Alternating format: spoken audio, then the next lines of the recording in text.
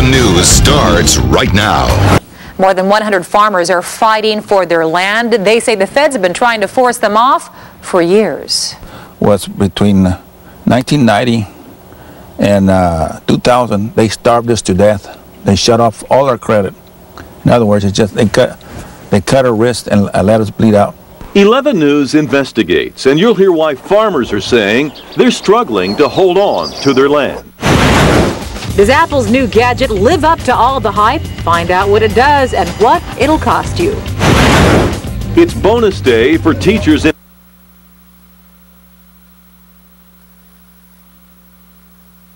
This is not a smartphone.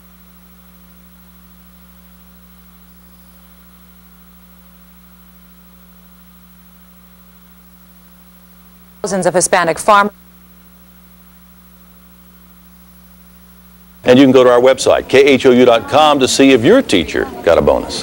The clock is ticking in a case that could affect thousands of Hispanic farmers in Texas and across the country. They say the feds have been trying to cheat them out of their land and they are ready to fight. But the feds aren't budging. 11 News investigates. Reporter Brad Woodard has a story you won't see anywhere else. In the shadows of the Oregon mountains near El Paso, where New Mexico's border meets Texas. The remnants of a simple life devoted to coaxing a living from the soil, for the most part, sit idle. The Spaniards came in the 1500s, and my family came with the Spaniards here. Lupe Garcia and the ancestors who came before him. These are organic. I do not use no pesticides.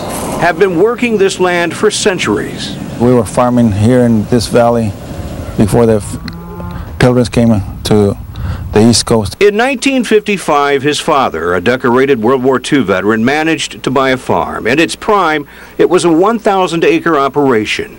Right now, I'm farming 60 acres.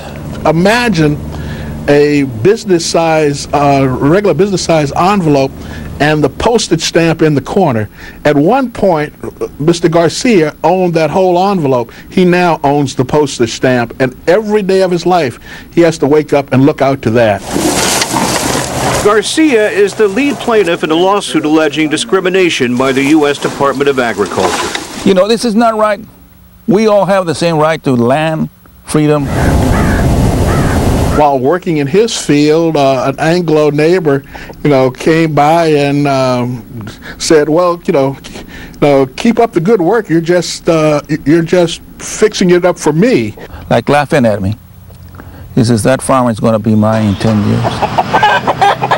That was 1989. The neighbor's prediction would come true. Garcia would be forced to liquidate.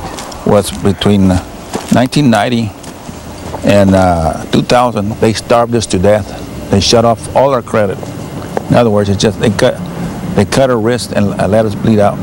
Go get some pins to put in the plow, and we'll pick it up and take it over. More than 100 Hispanic farmers are part of the Garcia lawsuit. I, Ronald Reagan, do solemnly swear that some of their cases dating back to the early days of the Reagan administration, when the Civil Rights Office of the USDA was quietly dismantled.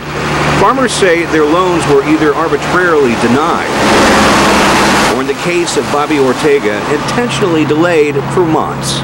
So as the loans came in very late, I didn't have money to buy fuel, the seed, the fertilizer, and I was losing time.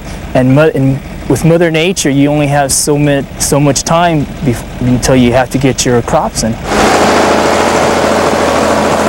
White farmers have told me that they've been notified by USDA and said, the money's here, come in and get it. Soon, Bobby Ortega was in trouble. Well, I lost the farms. His only options: allow the bank to repossess his equipment or somehow pay off his loans.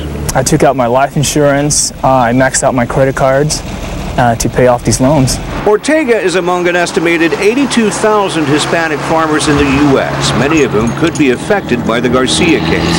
Yet it has languished in the courts. But here's the thing. 1 year before the Garcia lawsuit was filed, African-American farmers were granted class action status in a lawsuit making essentially the same allegations. Rather than risk a trial, the federal government settled for $1 billion. No justice! No peace! What's more, President Obama has set aside an additional $1.25 billion to cover new claims from African-American farmers.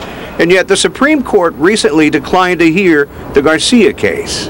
That is preposterous, and the only reason the government is doing that is to hope that some of these farmers will give up and go away, and those that don't give up and go away will die. They ruined my credibility, my family's credibility, my kids' credibility, and you know, beyond repair. You know, my dad died 5 years ago. And the system that was supposed to be there to help them, a system that admits it has a history of discrimination, he says, is ultimately doing them in. Brad Woodard, 11 News. We tried to reach the USDA, but it is yet to return our call.